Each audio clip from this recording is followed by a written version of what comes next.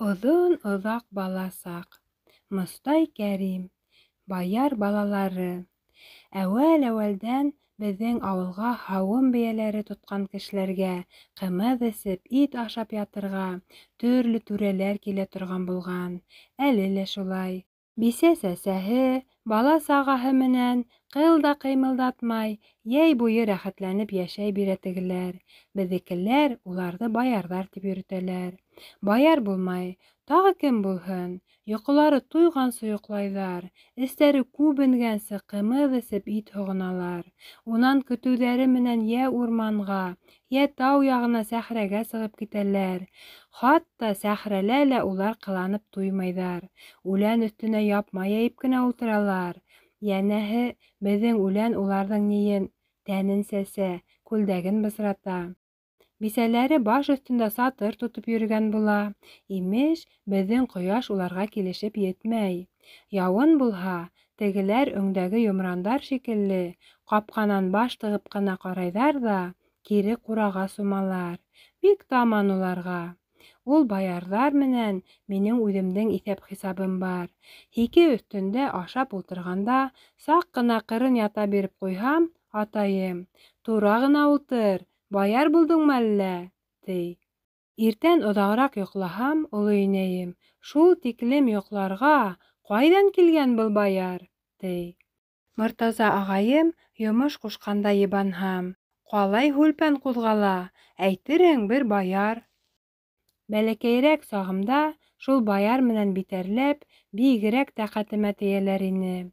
Хәҙер бер сама баҫыла төштөләр. Бәлки, үҙемдең дә баярлығым кәмейҙер.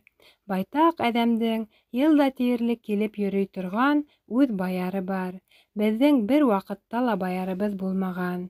Моғайын, минең хөр рухлы атайымдың үҙ ирке менән кемгәлер олтораҡ булғыһы килмәгәндер.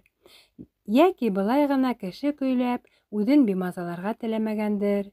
Бәлки, беҙҙең өйөбөҙ, беҙ үҙебеҙ ул баярҙарға оҡшамағанбыҙҙыр. Ҡыҫҡаһы, үҙ баярыбыҙ юҡ беҙҙең.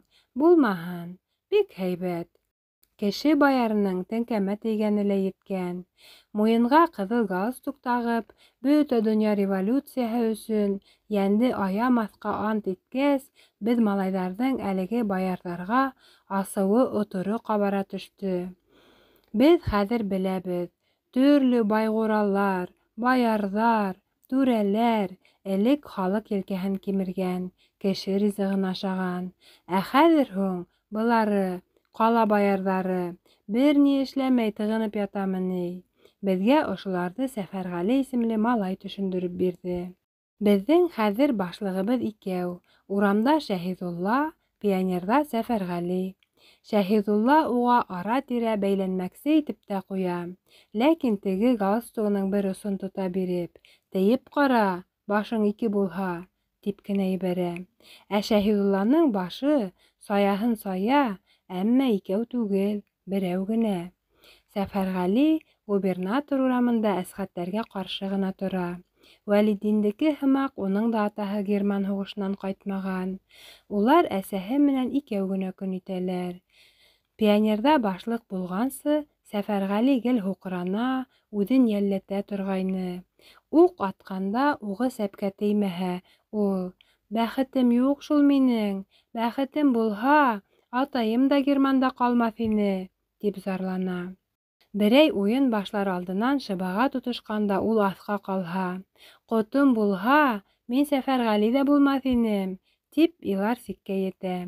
Былтыр яҙ Аҡманайҙа икәү балыҡ ҡаптырғанда, быға ни эшләптер аҙашып, ҙур һыла килеп эләкте. Балыҡты ул ҡабалана-ҡабалана ярға тиклем тартып килтерҙе. Һыланың һырты һыуҙан яртылаш ҡалҡып сыҡты. Балығы дан ине. Ҡоласҡа уҡ етмәһә лә, беләк буйы булыр. Сәфәрғәле күл ғифритенең айғолағынан ҡулы менән яй ғына эләктереп алырмы тиһәм, ул ҡапыл, гөрҫ итеп ҡорһағы менән һыуға, һыланың өҫтөнә һикерҙе. Сәфәрғәле менән бер ҡатарҙан балыҡ та һикерҙе. Һикерҙе лә, ҡармаҡты өҙөп, күл төбөнә сумды. Сәфәрғәле ҡулдарын беләк төбөнәсә һыуға тығып, Ҡамыш араһында байтаҡ буталды. Аҙаҡтан ярға сығып ултырҙы ла илай-илай зарланырға кереште. Әгәр ҙә минең ырыҫым булһа, немец йәҙрә ҡоймаҫ ине, герман һуғыш асмаҫ ине, атайыма тоҫҡап атмаҫ ине. Бөтөнләй ҡапмаһаң, да итмәҫ инем. Иһ-ла, ниңә шулай ымһындырып ҡына ҡалдырҙың мине? Ниңә шулай һис кенә лә ҡыҙғанманың мине? Һин ҡыҙғаныр булһаң, атайымды батша ла алмаҫ ине, яурынына мылтыҡ та һалмаҫ ине, башҡайҙары сит ерҙәрҙә ятып та ҡалмаҫ ине. Вәлетдин менән Сәфәрғәле ике туған балалар. Уларҙың хәсрәт зарҙары ла бер төҫлө, йөрәкте көйҙөрөп, әрнетеп ала. Миндә лә балыҡ ҡайғыһы ҡалманы. Әйҙә Былау күленә, Сәфәрғәле, унда табан һәләк шәп ҡаба, тигән булдым мин. Беҙгә тигән ҡояш ҡайҙа ла бер, тип көрһөндө ул. Пионерҙа башлыҡ булғас, ошо Сәфәрғәле үҙгәрҙе лә китте.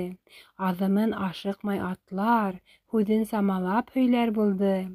Үҙе генә түгел, хатта муйыны ла оҙоная төштө аның. Беҙ күрмәгән нәмәләрҙе күрә, беҙ белмәгән әллә ниндәй нәмәләрҙе белә. Беҙ уҡымаған китаптарҙы уҡый. Сит илдәрҙә бала-саға ҡалай ҡыйын йәшәгәнен, байҙар ярлыларҙы ҡалай йәберләгәнен, үҙе барып ҡарағандай итеп, бәйнә-бәйнә һөйләп бирә. Әллә ҡайҙағы, ер аяғы ер башы ерҙәге баярҙарға, байҙарға, буржуйҙарға беҙҙең асыуыбыҙ көслө, үсебеҙ самаһыҙ.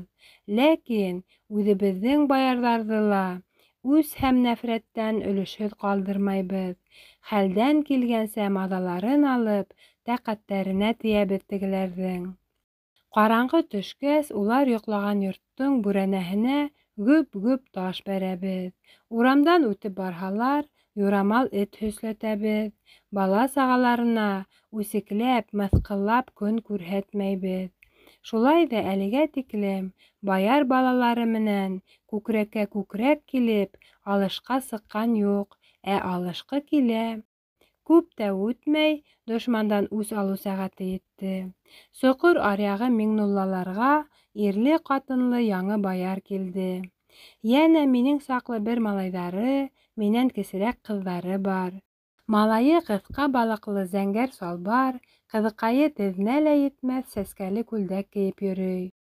Малайҙы беҙ һалам сираҡ, ҡыҙыҡайҙы сиңерткә тип атаныҡ. Малайының сираҡтары ысынлап та һалам йыуанлығы ғына, тубыҡтары ла һалам быуынын хәтерләтә. Ҡыҙыҡайы торғаны бер ырғандаҡ, атлағанда ла ырғый, йүгергәндә лә ырғый, тик торғанда ла ырғый. Былар иртән иртүк дүртәүләп, кәрзинкәләрен тотоп, губернатор урамынан тау яғына сығалар. Кис кенә урап ҡайталар. Һалам сираҡ менән сиңерткә аталарынан тотам да ҡалмай. Сиңерткәһе бер хәл, беҙгә уның һалам сирағы кәрәк. Тәүге көндәрҙә беҙ йә Әсғәттәр, йә Сәфәрғәлейҙәр өйө артына боҫоп, тегеләргә мәсхәрә яуҙырҙык. Баяр, баяр, хәлдән таяр. Эй, бөлгән баяр, ыштан балағыңа ситса етмәнеме ни? Эй, кибеп ҡаҡланған баярҙар, тау башында ел йотоп һимерәһегеҙме ни? Беҙҙең синфи дошмандарыбыҙҙың дүртеһе лә ни эшләптер үтә арыҡ, үтә сибек ине. Кешеләрҙе күп рәнйеткәндәр улар, шуға күрә үҙҙәренә ит ҡунмай, тигән нәтижә сығарҙы Әсғәт был йәһәттән. Һинең дә майың ташып бармай, тине Сәфәрғәле. Миңә ашау етмәй, баярҙар кеүек тығынһам, ҡорһағымдан май тамып торор ине минең. Эт өрөр, бүре йөрөр тигәндәй, беҙ сәйнәшә торҙоҡ, улар беҙгә әйләнеп тә ҡарамай йөрөй бирҙе. Уның һайын беҙҙең ҡул ҡысый, йоҙроҡ йомарлана барҙы. Хәҙер инде беҙ тигәнем, Сәфәрғәле, Әсғәт, мин, быларҙы һай соҡорҙағы таш өйөмдәре араһына йәшеренеп күҙәтә башланыҡ. Баярҙар йыш ҡына шул ерҙән ҡайта. Бер ҡапмаһалар, бер килеп ҡабырҙар. Һәм ҡаптылар ҙа. ер еләге бешеп өлгөргәндә булды был. Беҙҙең һай соҡорҙа еләк тәгәрәп бешә. Урны менән ҡыҙыл сәкмән йәйгән төҫлө тотош ҡыҙарып ята. Бер килеп тап булһаң, баш та ҡалҡытып булмай. Көн кискә ауышҡас, әлеге кәрзинкәләрен күтәреп, һай соҡорға килеп сыҡты былар. Баяры менән бисәһе һуҡмаҡ буйлап бара бирҙе. Малай менән ҡыҙыҡай ситкә тайшанып, еләк сүпләргә кереште. Тәүҙә улар йүгерә-атлай ғына өҙгөләп уҙмаҡсы иттеләр. Уҙып ҡара һин, еләкле урын бер эләктереп алһа, тиҙ генә ысҡындырмай ул. Бына сиңерткә сүкәйеп ултырҙы. Һалам сирағы һуҙылып уҡ ятты. Өлгөрә алмаҫтай булып, ауыҙҙарына еләк тултыра былар. «Әй, балалар! Әйҙәгеҙ!» тип ҡысҡырҙы аталары байтаҡ ара киткәс. «Хәҙер!» тип сытырҙаны сиңерткә. Ләкин уларҙың тиҙ үк ҡуҙғалыр самалары юҡ ине әле. Шулай сихырлай ул бешкән еләк. Оло баярҙар һыртты-артылып күҙҙән юғалды. Былары миңрәү бәрәстәр һымаҡ соҡор төбөндә аҙашып ҡалды. Көнө килде, сәғәте һуҡты. Беҙ өсөбөҙ өс яҡтан сығып, һалам сираҡ менән сиңерткәне иҫ итмәҫтән ҡамап алдыҡ. Герман һуғышында алған һабаҡ ярап ҡалды. «Әһә, килеп ҡаптығыҙмы, баяр ҡалдыҡтары?» тине Сәфәрғәле. Миңә шунда уҡ әмер бирҙе. «Кендек, һин сиңерткәнең ҡанатынан эләктер, аталарына барып ошаҡламаһын. Беҙ быныһының иҙмәһен иҙербеҙ». Малай менән ҡыҙ аҡ сепрәктәй ағарып, ҡалтырана-ҡалтырана беҙҙең алда баҫып тора. Һалам сираҡтың моңһоу һоро күҙҙәре мине шунда уҡ арбап алды. Юҡ, мин уға ҡул күтәрергә баҙмаясаҡмын. Сиңерткә тыпырсына-тыпырсына сыйылдап иларға кереште. Уның шулай асыу килтергес йәмһеҙ илауы миңә ҡеүәт бирҙе. Шунда уҡ ҡыҙҡайҙың көпшә йыуанлығы ғына беләгенән эләктереп алдым. Әммә беҙ ир намыҫының, егет әҙәбенең нимә икәнен беләбеҙ. Ҡыҙ балаға һуғыу түгел, тырнаҡ менән дә сиртмәйбеҙ, хатта баяр ҡыҙы булһа ла. Уның күҙ йәштәренә минең иҫем китмәй. Күҙҙәре лә бесәй күҙе төҫлө йәшел. Ҡыҙғаныр ере юҡ. Ә бына малайҙың күҙҙәре... «Кеше ҡаны эскән баярмы һин?» тип екеренде Сәфәрғәле. «Баяр булһаң, мә, язаңды ал!» Ул һалам сираҡтың күкрәгенә төрттө. Әсғәт тә берҙе өҫтәне. Малай иламаны ла, ҡасырға ла йыйынманы, рәхим дә һораманы, тыныс ҡына аҡланырға кереште. Мин баяр түгел, малайҙар, төптө баяр түгел. Һин булмаһаң, атайың баяр, әсәйең баяр, олатайың баяр, өләсәйең баяр. Ә һин баяр эттән тыуған, баяр көсөгө, тип ҡыҙмаҡсы булып маташты Сәфәрғәле. Тик малайҙың күҙенә ҡарағайны, ебене лә төштө. Әллә ниндәй баяр был, һис кенә лә асыуҙы килтермәй, тип аптыраны Әсғәт. Һәр һеләгәй баяр, һәр емтек буржуй ҡаршыһында шулай ҡойолоп төшһәк, беҙҙән ниндәй көрәшсе сыҡһын? Көрәшсе ул дошманға ҡарата аяуһыҙ, ҡанһыҙ булырға тейеш, бына минең кеүек. Сәфәрғәле һалам сираҡҡа тағы бер һуҡты. Уның елкәһенән нығытып этеп ебәрҙе. Малай ергә йөҙтүбән ҡолап төштө. Сәфәрғәле һынай биреп, Әсғәт менән миңә ҡарап алды. Кешенән ҡалышмайым тигән булып, мин дә сиңерткәне ебәрмәй генә ерҙә йөҙтүбән ятҡан һалам сираҡҡа бер тибеп килдем. Типтем дә, тәндәрем сымырҙап китте. Бүтәндәргә эйәреп, үҙем теләмәгән йәмһеҙ эште эшләүем ғүмеремдә беренсе тапҡыр бәлки ошо булғандыр. Иҫемә төшһә, әле лә уң аяғым тартышып ҡуя, ләкин ҡыҙғанысҡа ҡаршы, теге тибеүем ғүмеремдә һуңғыһы ғына булмағандыр. Шулар арҡаһындалыр ахыры. Юҡ тиһәң дә йөрәк сәнсешеп ала. Малайға беҙ бүтәнсә ҡағылманыҡ. Ул яй ғына башын күтәрҙе. Уның эйәгендәге яранан ҡан аға ине. Күрәһең, шул ере менән ҡырлы ташҡа килеп төшкәндер. Ҡулы менән эйәген тотто. Усына шунда уҡ ҡан тулды. Ҡан күргәс тә ул үҙгәрмәне. Шул өнһөҙ көйө ҡалды.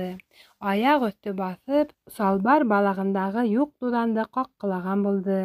Яралы ағаһын ҡыҙғанып, сиңерткә оторо сәбәләнеп иларға тотондо. Мин уны инде ысҡындырып ебәрҙем. Илама, һылыуым, тамсы ла ауыртмай, һыу менән йыуғас та бөтә ул, тине малай. Ул беҙҙең беребеҙгә лә күтәрелеп ҡараманы. Һеңлеһен етәкләп алды ла ашыҡмай ғына китеп барҙы. Беҙ аптырап ҡалдык. Туҡмауын беҙ туҡманыҡ, ә кем еңде һуң? Ҡыҙ менән малай түбәгә күтәрелде. Унан ҡалҡыулыҡтың теге яғына китеп бөтөнләй күмелде. Күҙҙән юғалдылар улар, ә күңелдән китмәнеләр. Был баярҙар беҙҙең ауылға башҡаса килмәне. Йыл артынан йыл уҙа торҙо. Мин дә ҡала кешеһе булып киттем. Сәс ебәреп, шиғырҙар яҙа, уларҙы хатта баҫтыра башланым. Тәүге китабымдың ҡулъяҙмаһы типографияға киткәс, бер-ике көндән үк шунда йүгереп килдем. Көтөргә сабырлыҡ етмәй ине. Анау ағайың йыя һинең китабыңды, тип күрһәттеләр миңә. Хәреф йыйыусының эргәһенә үк килеп баҫтым. Ул мине шәйләмәне. Муйынымды һуҙып ҡарап торам. Ҡулдарына күҙем эйәрмәй. Мин яҙған һүҙҙәрҙе ул хәрефләп йыя. Бармаҡтары, әйтерһең, ҡурғаш хәреф түгел, ә ҡиммәтле аҫыл таш сүпләй. Шундай ҡәҙерләп ала уларҙы. Һаумыһығыҙ, тип иҫәнләштем мин, байтаҡ ваҡыт үткәс. Ул миңә әйләнеп ҡараны. Һарғылт аҡ йөҙөнә йылмайыуға тартым нәмә сыҡты.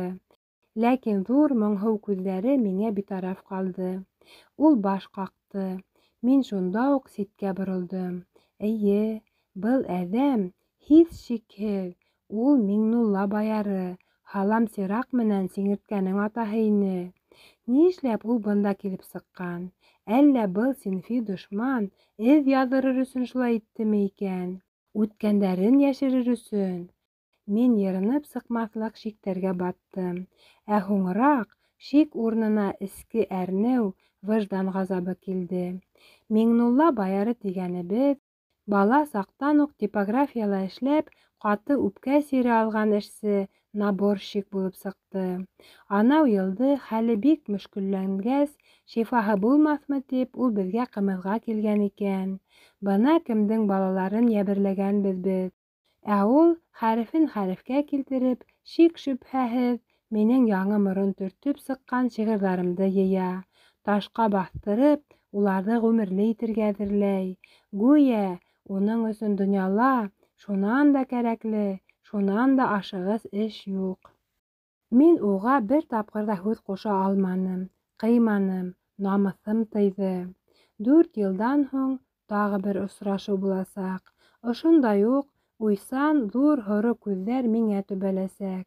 Мин өн менән төш, үлем менән йәшәү араһында ҡаласаҡмын. Алыҫта офоҡтар сайҡала, мин ятҡан ер бәүелә. Ел бәүелмәй, мине носилкаға һалып, ҡайҙалыр алып баралар. Мин үҙем тирбәләм. Манма тиргә батҡан, арыҡ һалдат мине көс-хәл менән күтәреп килә. Уның эйәк өҫтөндәге арҡыры йөйҙән күҙҙәремде айырып ала алмайым.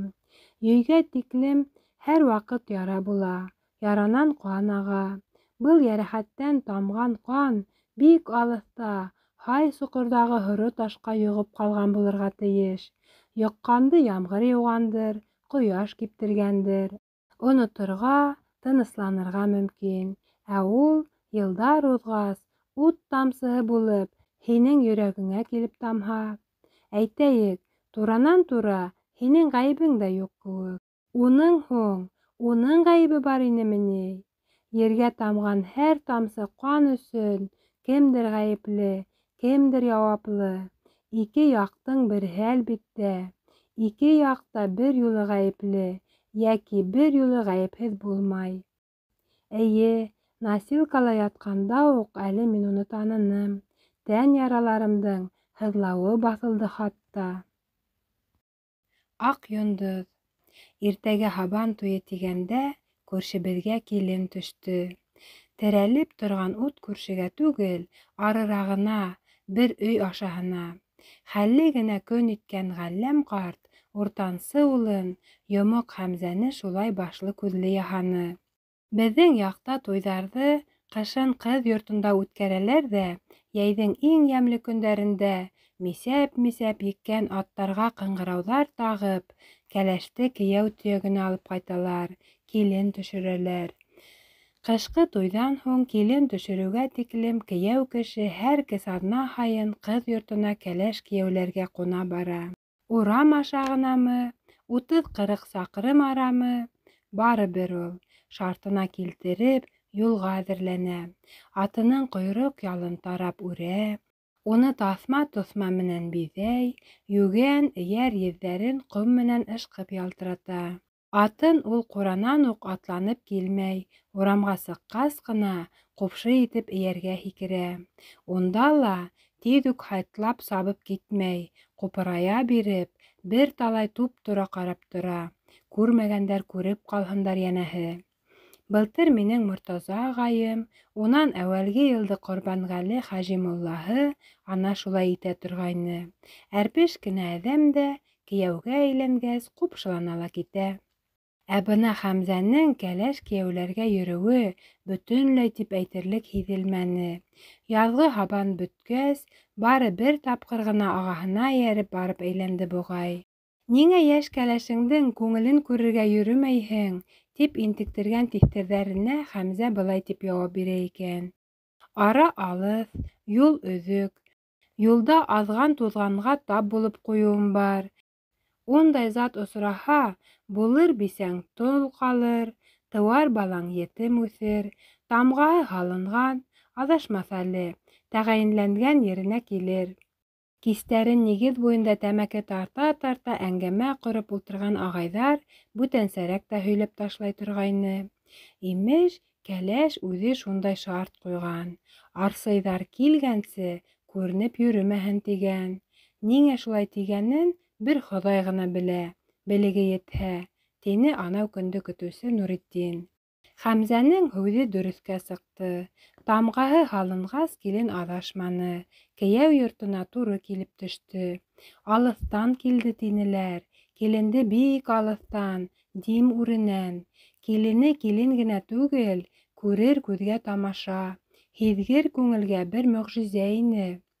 Беҙҙең ауылда ла сибәр ҡыҙҙарҙы, һылыу килендәрҙе, ҡуштан ҡатындарҙы үләт ҡырмаған. Шөкөр, иҫәндәр. Ана беҙҙең үрге күрше Мансур ҡыҙы Гөлбостан үҙе генә лә ни тора. Буйы-һыны ҡойоп ҡуйған шикелле. Йөрөгәндә лә атлап йөрөмәй, берсә оса, берсә йөҙә ул. Уның 5 төрлө йөрөшө генә бар тиҙәр. Быйыл яҙ артҡы баҡсала картуф ултыртҡанда Мансур ҡарт нимәгәлер асыуланып ҡыҙына ҡысҡырып ебәрҙе. «Шул барыня атлауыңды ҡуй әле, Гөлбостан!» Күрәһең, теге эш ваҡытында яңылыш барыняса атлап киткәндер. Әле Мортаза ағайыма кәләш әйттергәнсе, Гөлбостанға яусы ебәрергә лә ниәтләп ҡарағайныҡ. Әммә аҙаҡтан кире һүрелдек. Уңған ҡатын ир күрке, матур ҡатын ил күрке, тиештек. Үтә сибәр Гөлбостан йортҡа төҫ бирмәҫ тип шикләндек. Ағайыма тәмәнәй осонан урта матур Бикә еңгәмде алып бирҙек. Үҙенең дә күҙе төшөп йөрөгән икән. Атайым бешер-бешмәҫ баш ҡоҙалар ебәреп мәшәҡәтләнмәне. Ҡыҙ атаһына туп-туры үҙе барҙы. Барҙы ла көйө китеберәк ҡайтты. Киске сәй табынында ул ошолай итеп хәбәр һалды. Буласаҡ киленде күргәс тә оҡшаттым. Һөйәге беҙгә тартым. Тик ҡоҙалар ғына бер аҙ күңелде китте. Һаранға оҡшайҙар. «Мал күп һорайҙармы ни?» тине оло инәйем. «Юҡ, күп һорамайҙар. Улар ҡомһоҙ түгел, һаран, һыҡмыр булырға оҡшай». «Һи, бер күреүҙә ул ҡәҙереһен үк ҡайҙан белеп бөтәһең? Бығаса аралашҡан кешеләребеҙ түгелсе?» тип ҡаршы төшкән булды оло инәйем. Сирек тумалаҡ май ҡуйҙылар табынға, шәкәрҙәре лә үтә ваҡ ватылғайны, борсаҡ саҡлы ғына. Оло инәйем бүтәнсә өндәшмәне. Еңгәм дан бисә булып сыҡты. Ҡыуанып бөтә алмайбыҙ. Ә ҡоҙалар ысынлап та һарандың да һараны инде. Гөлбостан кеүектәрҙе меңләптер тип әйтә алмайым, ә шулай ҙа тырышыбыраҡ ҡараһаң, байтаҡ йыйылыр. Бер ҙә юҡҡамы ни, тирә-яҡтың иң сая егеттәре, бал тәпәненә ябырылған һағыҙаҡ һымаҡ беҙҙең тирәгә һырыла. Урала, һырыла ла һемәйеп ҡайтып китә. Ҡыҙҙарҙың һылыуҙары үҙебеҙҙең егеттәрҙән дә артмай. Артыу ғына түгел, хатта етмәй ҙә ҡала. Шулай булмаһа, анау Хәмзә әллә ҡайҙа дим үренә барып, кәләш әйттереп йөрөр инеме ни? Сибәрҙәре менән дан тотҡан ауылға төшкән был килен шулай ҙа быҙау көтөүенә аҙашып ингән болан балаһына оҡшай ине. Төҫө-башы, торошо, йөрөшө менән дә, күҙ ҡарашы, хатта тауышы менән дә беҙҙең өсөн ят, сәйер, тылсымлы ине. Гүйә ул бөтөнләй башҡа тупраҡта, башҡа күк аҫтында, башҡа һауаны һулап үҫкән. Эскәне лә һыу түгел, моғайын шәрбәт булғандыр.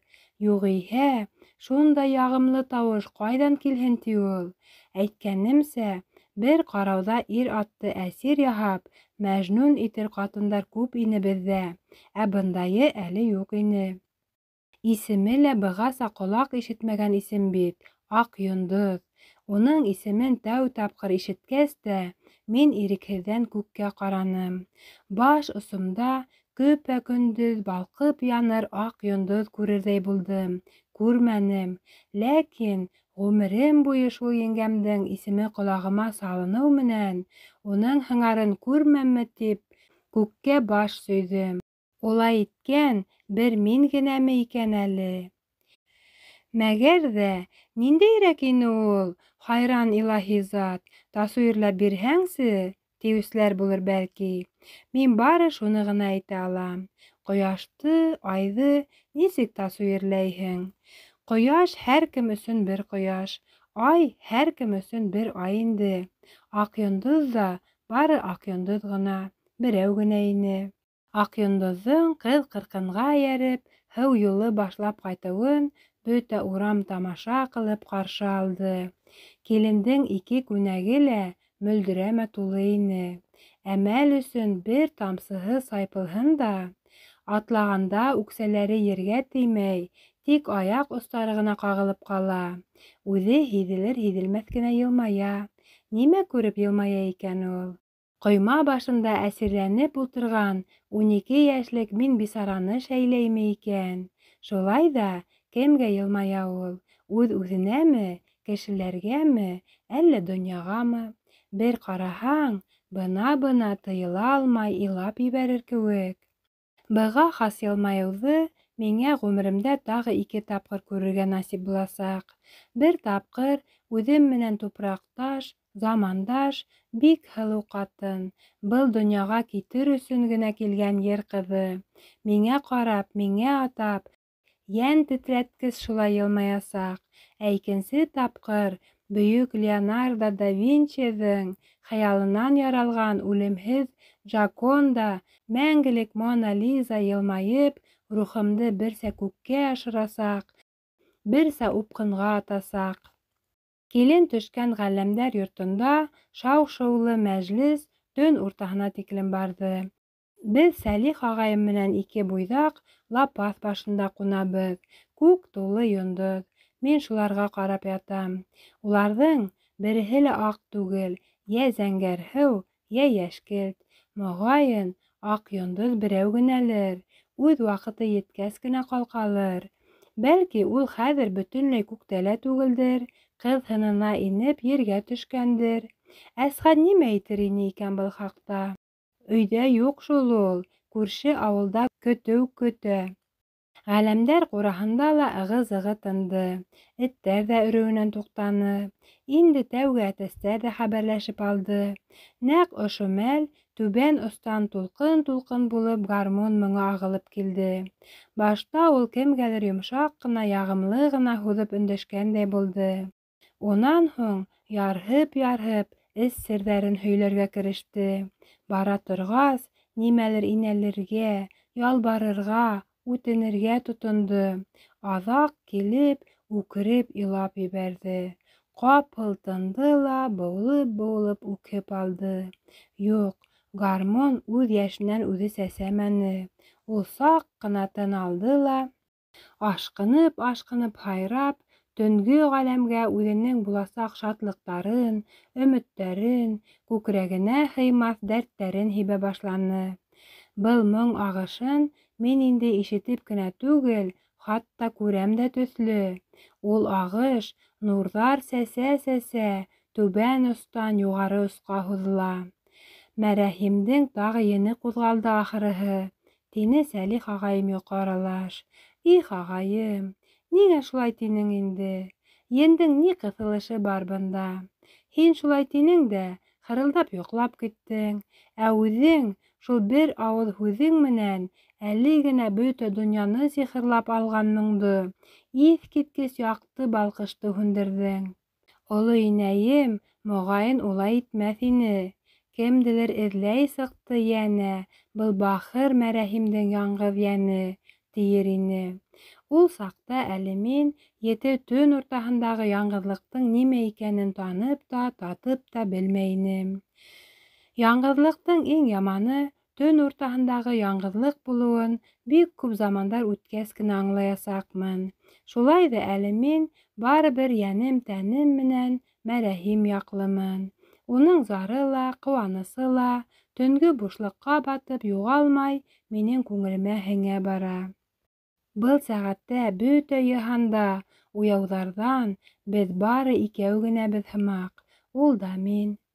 Янып һүнгән йылдарымдың һоро күлдәре сәстәремә ҡунғас, шул хәҡиҡәткә ирештем мин. Кешеләр бөтәһенә лә күнегә. Матурҙың матурлығына, йәмһеҙҙең йәмһеҙлегенә, ямандың яманлығына күнегә. Эйәләшә лә ғәжәпләнмәй башлай. Шулай итеп, матурҙар һәм яҡшылар хатта оттора, йәмһеҙҙәр һәм ямандар ота, ә бына Аҡйондоҙға беҙ ай үткәс тә, йыл үткәс тә, ғүмер баҡый ҙа уны ғәҙәти итеп күнегә алманыҡ. Нисектер ул бөтөнләй ергә төшөп етмәне, беҙҙең араға инеп юғалманы. Саҡ ҡына юғарыраҡ ерҙә, буй етмәҫлек арала ҡалды. Был уның тәкәбберлегенән, эрелегенән түгел ине. Унда маһайыуҙың, һауаланыуҙың әҫәре лә булманы. Кешеләр үҙҙәре уны шулай юғары ҡабул итте һәм әллә ниндәй хәлдәрҙә лә түбән төшөрмәне. Беҙҙең Серсә урамы башта Аҡйондоҙҙоң сибәрлегенә, һылыулығына һоҡланды. Тора-бара уның уңғанлығына, булдыҡлылығына, илгәҙәклегенә хайран ҡалды. Ғәлләм килене иләгән еп, һуҡҡан киндер ебәккә алыштырғыһыҙ, киҫкән туҡмасы ҡылдан нескә, кейем текһә ҡойоп ҡуя, тип һөйләйҙәр. Быға тиклем 4 аяғын тышағас ҡына һауҙыра торған ала һыйырҙары хәҙер көтөүҙән ҡайтҡас та килен артынан үҙе эйәреп йөрөй. Уныһы хаҡ, көн дә үҙебеҙ күреп торабыҙ. Ғәлләмдең сығынсы ерән бейәһе лә Хоҙай мәхлүгенә әйләнде. Бер тапҡыр ире менән утынға барғанда, Аҡйондоҙ дилбегәне үҙ ҡулына алып: «Әйҙә, малҡай, әйҙә, аҡыллым, әйҙә, күндәмем», тип кенә әйткән имеш. Ошо һүҙҙәрҙе ишеткән Ерәнбейә әйләнеп ҡараған да 2 тапҡыр баш ҡаҡҡан. Йәнәһе, төшөндөм. Бынан ары һин әйткәнсә булырмын. Аҡйондоҙ бесән йыйған, ураҡ урған ерҙән кешеләр ғәмһеҙ генә, битараф ҡына уҙып китә алмай. Уның эшләгәнен бер тамаша ҡараған һымаҡ, донъяларын онотоп, үҙ эштәрен ҡалдырып ҡарап торалар. Торалар ҙа, эшең ырамлы булһын тип, теләк теләп китәләр. Һеҙҙеке лә шулай булһын, тип яуаплай килен, өндәшмәҫ иренән уҙып булһа ла.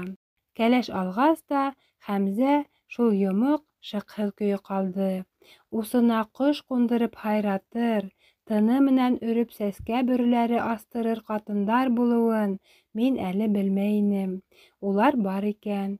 Ана шуларҙың береһе Аҡйондоҙ булған икән. Ул уҙып киткән һайын Шәһиҙулланың әсәһе Миңлекәй еңгә: «Ошо Аҡйондоҙҙоң урамдарҙы йәмләтеп бер үтеп китеүе үҙе ни тора? Тфү, яман күҙем теймәһен», тип һоҡланып ҡала. Ғалләмдәр күрше-күлән менән бик аралашып бармайҙар, бүленеберәк көн итәләр. Шуға күрә улар йортонан сер сыҡмай, хәбәр таралмай. Миңлекәй еңгәнең бер өтөлгән аҙғын тауығы картуф баҡсаһына инеп тибенһә, был хаҡта бөтә серсә шунда уҡ тулы мәғлүмәт ала. Ә тегеләрҙең аты йығылып үлһә лә, тауыш тын сыҡмай. Нисек кенә йәшәйҙер ул өйҙә Аҡйондоҙ, быныһы илгә билдәһеҙ. Килен төшкәндән һуң, ҡабалан-ҡорһалан йәй уҙҙы. Һарғайып-моңайып көҙ етте. Башланмаған оҙон бер ҡыш бөттө. Йырғанаҡтарҙан йәнә ҡар һыуҙар йүгерҙе. Бына күпме заман мәрәһимдең гармуны бер генә тапҡыр ҙа тауыш сығарманы. Бөтөнләй телдән яҙҙы. Баштараҡ кешеләр быға бик аптыраны. Хатта хәтерҙәре ҡалды, күңелдәре төштө. Бер йыуаныстан мәхрүм булғандай тойолдо уларға. Нисек инде ул? Айҙан ай, йылдан йыл, көн һайын булмаһа ла, аҙна һайын мәрәһимдең һағышлы көйҙәре бөтә ауылды моңландырып яңғыраһын да ҡапыл өҙөлөп ҡалһын имеш. Тиктәҫтән генә булмаҫ был хәл, тиҙәр. Мин дә шулай уйлайым. Күрәһең, бисара мәрәһимдең йәне тамам аҙашҡандыр, эҙләгәнен табыуҙан өмөт өҙгәндер. Шуға күрә гармун телдән ҡалғандыр, көйҙән яҙғандыр. Моғайын, шулайҙыр. Бәлки, улай ҙа түгелдер. Кескәй ваҡытта минең ифрат алама бер ғәҙәтем бар ине. Кистән юрған аҫтына инеп сумам да, йоҡлаған булып ололарҙың һөйләшкәнен тыңлап ятам. Етмәһә, шартына килтереп, ара-тирә мышнап та ебәрәм. Торғаны бер шымсы. Тфү, шаҡшы. Хәтеремә төшһә, әле ҡолаҡтарым янып китә. Быныһы минең икенсе әшәкелегем. Беренсеһе, унан да элегерәк 4-5 йәшемдә ҡылдым. 2 йөҙлөлөк күрһәттем. Бына нисек булды ул. Беҙҙән ҡыйғасыраҡ урам аша Ҡәйүп ағайҙар тора. Бер арала мин уларға бик ныҡ эйәләшеп алдым. Көн дә киләм. Уларҙың Зәйнәп менән Йәмилә исемле етеп килгән 2 ҡыҙы бар.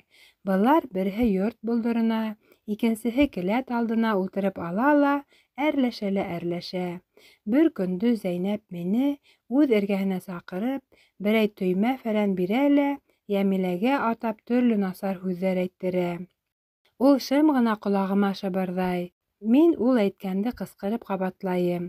Һине сабатасы Кәкре Хәбетдин ҡосаҡлап ятҡан. Ҡыйыш ауыҙлы тешһеҙ һеләгәй Ханса үпкән. Тәмле булдымы һеләгәй Ханса үпкәс? Етмәһә, һин Тиле Ғәббәскә ғишыҡ хаты яҙғанһың. Мәсхәрә! Хат яҙғансы Ғәббәскә ыштан тегеп кейҙер лутсы. Юғиһә, ана йәйен-ҡышын ыштанһыҙ йөрөй. Йәмиләгә тағы әллә ниндәй ғәйептәр тағып тегене илатмай туҡтамайбыҙ. Икенсе көндө, берәй буш шырпы ҡабы һоноп, мине Йәмилә ҡулға төшөрөп ала. Мин инде келәт алдына күсәм. Хәҙер шул уҡ тырышлыҡ менән Йәмиләнең Зәйнәпкә төбәлгән һүҙҙәрен һөрәнләп ҡабатлайым. Һин бур, һабын буры, тараҡ буры, һин мөртәт, ҡасып ураҙа асаһың, алдаҡсы һин, шуның өсөн һине берәү ҙә яратмай, диуана Ғәббәс тә һиңә әйләнеп ҡарамай. Ырғаҡ төҫлө кәкре танауыңа кейәү эләктерә алырмын тип өмөт тә итмә, бисура, албаҫты, мунса пәрейе. Һүҙ кәкре танауға барып еткәс, Зәйнәп йүгереп килеп Йәмиләнең сәсенә йәбешә. Ошо ерҙә инде минең бурысым үтәлеп, эшем тамамлана. Алдағы көндәрҙә тағы шулай ҡулдан ҡулға күсеп әлеге иҫәрлегемде эшләнем. Ошо ҡылған ҡылығымды мин ғүмер буйы онота алманым. Иҫемә төшкән һайын тертләп киттем. Яман төш күргәндән һуң шулай тертләп уянаһың бит. Ярай әле төш кенә булған тиһең. Мин дә, ярай әле был яманлығым өндө төштән айырмай торған сағымда ғына эшләнгән, тип үҙемде йыуатҡан булам. Ә онотоп булмай. Тимәк, ғүмер буйы һаба ҡалам.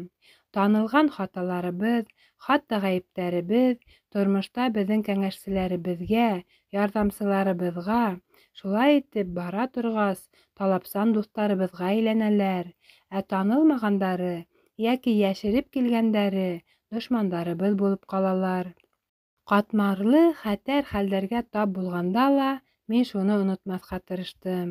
Бер көндө Зәйнәп тауышы, икенсе көндө Йәмилә тауышы менән ҡысҡырһаң, бөтөнләй тауыштан яҙыуың бар.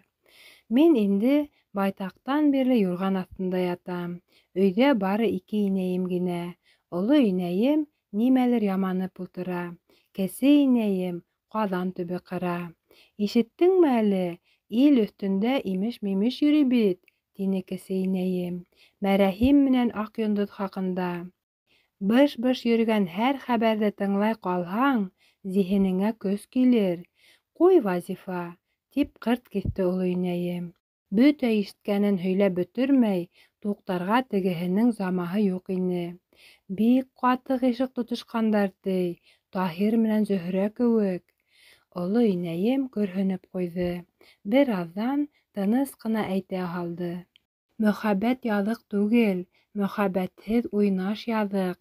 Әгәр ҙә һин беҙҙекенә яратып килмәһәң, белмәйем, нисек икебеҙ бер донъяға һыйып йәшәр инек. Мөхәббәт бөтәһен дә аҡлата, ярлыҡата. Яҙығын да, сауабын да үҙе өсөн һәр кем үҙе күтәрә. Мин бит уларҙы ғәйепләп әйтмәйем, тип аҡланды кесе инәйем. Байтаҡ өндәшмәй торғас, ул тағы теҙеп китте. Мәрәһим менән Аҡйондоҙ, күрәһең, электән үк бер-береһен белгәндәр. Анау йыл беҙҙең ауылдыҡылар Дим үренә барып ураҡҡа ялланғайнылар бит. Шунда күрешкәндәр, тиҙәр. Имеш, Аҡйондоҙҙоң риза булып Хәмзәгә килеүе лә шул мәрәһим өсөн генә икән. Мәрәһимде ғүмеремдә тағы бер күрер булһам, Хәмзәгә кейәүгә сығырға ғына түгел, туп-туры йәһәннәмгә китергә лә ризамын, тип әйткән тиме, уйлаған тиме. Шул кешеләр белгән саҡлыны Хоҙа белһә, донъя ниндәй төҙөк, ипле булыр ине. Хәйерһеҙгә әҙәмдәр артығырағын белә, унан да артығырағын һөйләй. Мәрәһимдең йәше лә 30-ға етеп баралыр инде, тигән булды кесе инәйем, йәнәһе һүҙен ослап. Баяғы ғишыҡ тигәнең мал һанап та, йәш һорап та тормай шул. Быныһын һин үҙең дә яҡшы беләһең, Вазифа. Кесе инәйем минең атайымдан 20 йәшкә йәшерәк. Оло инәйем ана шуға ишара яһаны буғай. Юҡ, асыуланып түгел, былай ғына, һүҙ уңайында ғына. Бына ниндәй серҙәр асылды миңә. Ғишыҡтың нимә икәнлеген мин үҙем дә татып беләм. Уҙған йыл партала йәнәшә ултырған ҡыҙ менән, исемен әйтмәйем, ярты ҡышҡа тиклем янып көйөп көн һайын хат алыштыҡ. Һәр кис һайын тегегә оҙон-оҙон хаттар яҙам, йырҙар ҙа ҡушып ебәрәм. Бер ҡуҙғалһа машиналар, бара ла бара икән. Ғишыҡ уты бер ҡабынһа, яна ла яна икән. Беҙҙекеләр ҡыуанып бөтә алмай. Оҙаҡ уҡымай йөрөгәс, һабаҡты ҡалай танһыҡлаған кендек. Иллә тырыш бала булып сыҡты. Баш та күтәрмәй дәрес ҡарай, тиҙәр. Оло инәйем бүтәндәрҙән тамаҡ айырып, ара-тирә мине тәмле нәмәләр менән һыйлап ҡуя. Һабаҡ уҡыған кешегә тәм-том кәрәк ул. Зиһенең артыр, башың тағы ла нығыраҡ эшләр, тип битемдән һөйә. Әммә тиҙ үк ҡара көн килеп етте. Бер иртәлә хаттарҙы беҙ иртә менән дәрес башланғансы алмашабыҙ. Бер ҡәһәрле иртәлә теге ҡыҙыҡай миңә хат урынына ҡағыҙға төрөлгән ҡара күмер валсығы бирҙе. Ғишҡыбыҙ янып, көл күмергә әйләнде тигән һүҙ ине был. Тимәк, бөтәһе лә бөттө. Ул башҡаса миңә әйләнеп тә ҡарамаҫ булды. Ниндәй генә ғәйептәремде тапты, ниндәй генә еремде оҡшатманы икән. Уф! Ғишыҡ тотоуҙары ҡыйын ине. Ғишыҡһыҙ тороп ҡалыуҙары бигерәк тә әрнеүле, бигерәк тә ғазаплы икән. Үҙ башына төшмәгәндәр белмәйҙәр быны. Кис ҡайтҡас, оло инәйемдең йылы усына башымды һалып, шым ғына илап ебәрҙем. «Ниңә илайһың син, Най?» — тине ул. Мин яуап ҡайтарманым.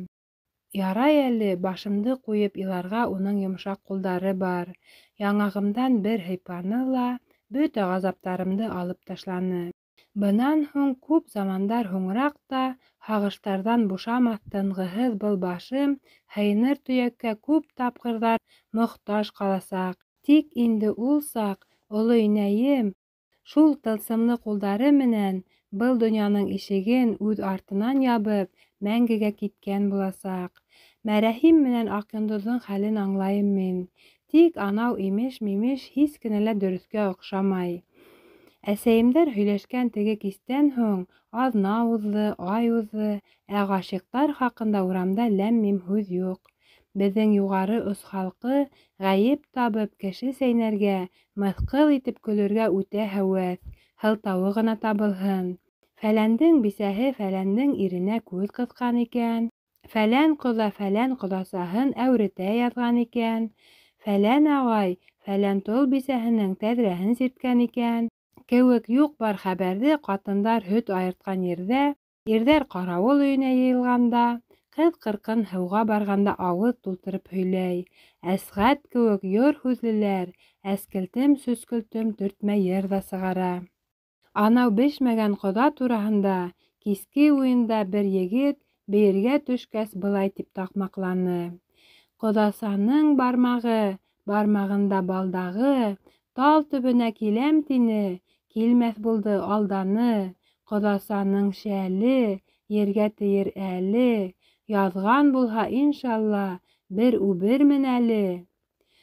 Олораҡ яҙыҡ ҡылған йәки яман шик аҫтында ҡалған ҡыҙ-ҡырҡын бисә-сәсә йәшәгән йорттоң ҡапҡаһына төн эсендә дегет буяп, аттарының ҡойроҡ ялын тунап сығыу ғәҙәте лә булған әүәлерәк. Хәҙер уныһы һиҙелмәй. Мәгәр бер тапҡыр күҙҙән төшөп, телгә эләккән әҙәм тиҙ генә ысҡына алмай. Тирмәндә тарттырып, иләктән иләйҙәр уны. Аҡйондоҙ менән мәрәһимгә ел-ямғыр ҡағылмай. Тимәк, кесе инәйемә кемдер төптө буш хәбәр һөйләгән. Һөйләгән дә шымған. Ярай, хәйерлеһе шулдыр, онотайыҡ инде был хаҡта. Ләкин улар үҙҙәре онотторманы. Әҙәм ышанмаҫ һүҙҙе дөрөҫ булһа ла һөйләмә, тиҙәр. Эйе, үҙең күреп, үҙең ишеткәнгә лә ҡайһы саҡ ышанып бөтмәйһең. Раҫмы икән тип икеләнәһең. Мин дә тәүҙә күҙем күреп, ҡолағым ишеткәндәрҙең хаҡлығына шикләнеп, юғалып ҡалдым. Был шаһитлегемә сәбәпсе беҙҙең гел әллә ҡайҙа юғалып йөрөй торған ҡышлау үгеҙебеҙ булды. Кис ул тағы көтөүҙән ҡайтманы. Шуны эҙләп беҙ өйҙәге ир-ат көтөү йөрөгән туғайҙың төрлөбөҙ төрлө яғына таралыштыҡ. Минең әлһерәп йөрөүем бушҡа ғына булды. Үгеҙ табылманы. Әллә ҡасан эңер төшөп, төн тамам ҡуйырып бөткәндә, мин арып-талып Ҡыҙҙар тауына килеп мендем. Көндөҙ Мортаза ағайымдың кеҫәһенән сәлдергән бер семтем тәмәкене төрөп тартмаҡсы булып, тау битләүендәге яңғыҙ имән төбөнә ултырҙым. Ҡағыҙын табып, тәмәкеһен ураным, ә шырпыһын таба алманым. Күрәһең, ҡайҙалыр төшөрөп ҡалдырғанмын. Ризыҡҡа яҙманы был харамдан килгән мал. Инде ҡуҙғалып киттем тигәндә, күҙемә ғәләмәт ҙур сәйер нәмә салынды. Әҙәм тиһәң әҙәм түгел, януар тиһәң януар түгел. Үҙе шөкәтһеҙ, ул тау аҫтынан аҡрын ғына өҫкә миңә табан үрмәләй. Минең йәнем бармаҡ осома килеп етте. Бына-бына атылып сығып китәсәк ул. Мин һаҡ ҡына имән артына һыйынып боҫам.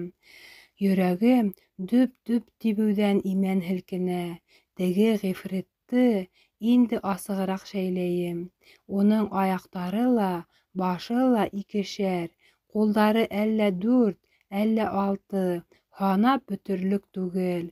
Ағас башына үрмәләһәм инде, шулай ҙа ҡотолоп булмаҫ шул. Ни күрһәм дә ошонда күрермен, ҡымшанырға ярамай. Ҡышлау үгеҙе эҙләйем тип, әжәлемде эҙләп йөрөгәнмен икән. Тегеһе табылманы, быныһы үҙе килеп мине тапты. Иртән тороуға беҙҙең бөтә өй эсебеҙ мине йәлләп ҡанлы йәштәр түгәсәк. Бәлки, мине һанға һанамаҫ булған теге ҡыҙ ҡайҙа үкенер әле? Сытырҙатып күҙҙәремде йомдом. Йомолған күҙ алдымдан беҙҙең таш зыярат ҡапҡаһы, мәсет айы, яңы ғына ҡаҙылған ҡәбер сағылып үтте. Мин уларҙы гүйә табутта ятҡан килеш күреп барам. «Яратаһыңмы?» — тине ғифриттең бер башы ирҙәр тауышы менән. «Яратам, яратам!» — тип үтә яғымлы раҫланы ҡатын тауышлы баш. «Бик-бикме?» — тип ныҡышты тегеһе. «Бик, бик, бик булмаһа, ошо бер семтем бәхет өсөн анау саҡлы ғазап йөктәре йөкмәп йөрөр инемме ни? Барыбер үкенмәйем. Һинең ҡосағыңдағы мыҫҡал ғына бәхетемде алтын тауҙарға алыштырасағым юҡ». Шул саҡ сут итеп ҡош һайрап ҡуйҙы. Һаташҡан ҡош булды ахырыһы. «Ошо көйө һине анау аҡ йондоҙға алып менәйемме?» — тине ир тауышы. «Һинең йондоҙыңа». Күк йөҙөндә, байтаҡ бейектә, был саҡ ысынлап та аҡ йондоҙ балҡып яна ине. Ул талпына-талпына ергә табан ынтылып ҡуя. Бына-бына күктән ысҡынып китер ҙә Ҡыҙҙар тауына килеп ҡуныр төҫлө. Мин инде тыныслана төштөм. Ғифрит тигәнем миңә зыян килтермәйәсәк, уның ҡайғыһы миндә түгел. Һинең менән ерҙә лә бик рәхәт миңә. Ул йондоҙҙа нимә ҡалған беҙгә? Мин үҙ исемемде былай ҙа яратмайым, һине генә яратам. Исемеңде лә, үҙеңде лә. Баяғы һаташҡан ҡош йоҡо аралаш сут-сут итеп был юлы һуҙа биреп 2 тапҡыр һайрап алды. «Күңелем ғүмер буйы һине эҙләне, һине зарығып көттөм. Эҙләгән тапҡан, ташҡа ҡаҙау ҡаҡҡан», — тип һамаҡланы ҡатын. «Сабыр итеп көткән, һөйгән йәрен үпкән». Баяғы ҡош тағы сут итеп ҡалды. «Һин һис кенә лә бойоҡмайһың, аҡ йондоҙ, ә мин гел һағыштамын», — тип зарланды ир. «Әйттемсе, икәүебеҙ бергә саҡта был донъяла минең өсөн һағыш та, хәсрәт тә, хәүеф тә юҡ. Уларҙың урыны башҡа ерҙә». 2 ҡулын алға һоноп, бәһлеүән мәрәһим аҡ йондоҙҙо бәпес тотҡан шикелле күтәреп, минең эргәмдән генә уҙып китте. Тау башына менеп китте. Мине күрмәнеләр. Ғашиҡтарҙың күҙе ерҙәге бөжәктә түгел, һауалағы бөркөттә икәнен мин шул төн тәү тапҡыр аңланым. Һөйөшкән кешеләрҙең ни өсөн бейеккә, тау түбәләренә ынтылыуын шул төн мин беренсе тапҡыр һиҙендем. Ә ни өсөн икәнен бына һүҙ менән әйтеп аңлатып булмай. Күргәнемдән, әлбиттә, башта ҡаушап төштөм. Унан шаҡ ҡаттым. Ә тегеләрҙең аяҡ тауышы алыҫая биргәс, тирә-яғым нисектер бушап, моңһоуланып китте. Донъя йәме кәмегәндәй булып ҡалды. Хатта күңелемде үҙҙәренә ылыҡтырып китте улар. Матур тауыштары, һөйләгән һүҙҙәре оҡшаны миңә. Тик мәрәһимдең аҡ йондоҙҙо бәпес урынына күтәреп йөрөтөүе генә оҡшаманы, нығытып оҡшаманы. Тапҡан һөнәр, атлап ҡына йөрөргә аяғы юҡтыр шул тегеһенең дә. Йәнә 43 йылдан һуң Чехия тауҙарында ҡояш батып килгәндә шундай уҡ күренешкә тап булдым. Мәрәһим һынлы бер йәш егет, һөйгәнен 2 ҡул осонда тотоп, юлһыҙ-ниһеҙ текә үргә йүгереп менеп китте. Үҙе көлә. Миңә оҡшаны был, бик оҡшаны. «Афарин, егет, афарин», тип ҡалдым эсемдән. Был саҡ беҙ Рауза менән етәкләшеп, бормалы һөҙәк һуҡмаҡтан һаҡ ҡына түбән төшөп килә инек. «Афарин, егет», тип ҡабатланым мин, боролоп ҡарап. Үкенескә ҡаршы, берәүҙе лә шулай күтәреп тауға менә алманым мин. Хәҙер бик менерҙәй булам да хәлдән килмәҫ. Хәлдән килһә, былай килешмәҫ, әҙәм көлөр. Менер тауыңа үҙ ваҡытында менеп ҡалырға кәрәк икән. 43 йылға артҡа әйләнеп ҡарайым да, йәнә ҡабатлайым. «Афарин, мәрәһим, афарин», тим. Мәрәһим менән аҡ йондоҙ үтеп киткәс, төндөң ҡараңғы шомо таралғандай булды. Улар йөрөгән ерҙә шик-шөбһәнең, ҡурҡыныстың булыуы мөмкин түгел кеүек ине. Мин тамам һушыма килеп, ҡайтыр яҡҡа ыңғайланым. Бер аҙ барғас, ни эшләптер фуражкамды һалдым. Нимәлер шылтырап ергә төштө. Шырпы ҡабы ине был. Күрәһең, мин уны ғәҙәтемсә башымдағы фуражка эсенә йәшергәнмен дә онотҡанмын. Әле уйлайым, әгәр шул шырпы ҡабы мин эҙләгәндә табылған булһа, хаҡһыҙ һыҙылған бер шырпы ике кешенең ниндәй дәү шатлығын өркөтөр, ниндәй ҙур серҙе фашлап хур итер ине. Ҡалай итеп кенә эсемә һыйҙырайым был серҙе. Бер көн сыҙаным, 2 көн сыҙаным, 3-нсө көн сыҙар әмәл ҡалманы. Мәсет манараһына мен дә аҙан урынына ҡысҡырһыт. Аулаҡ мәлде тура килтереп, оло инәйемде аласыҡҡа саҡырып сығарҙым. «Нимә, ҡаймаҡ ашағың килдеме ни, Синнай?» — тине ул. «Юҡ, оло инәйем, һиңә әйтә торған серем бар. Улай ҡаймаҡтан да баш тартырлыҡ булғас, хәтәр серҙер күрәһең. Хәтәр шул, оло инәйем. Аҡйондоҙ менән мәрәһим хаҡындағы теге һүҙ дөрөҫ булып сыҡты бит». «Ниндәй һүҙ? Кем һүҙе?» «Ниңә, анау кисте кесе инәйем...» Минең телем тешемә тейеп абынып ҡалды. Шымсылығым саҡ-саҡ ҡына асылманы.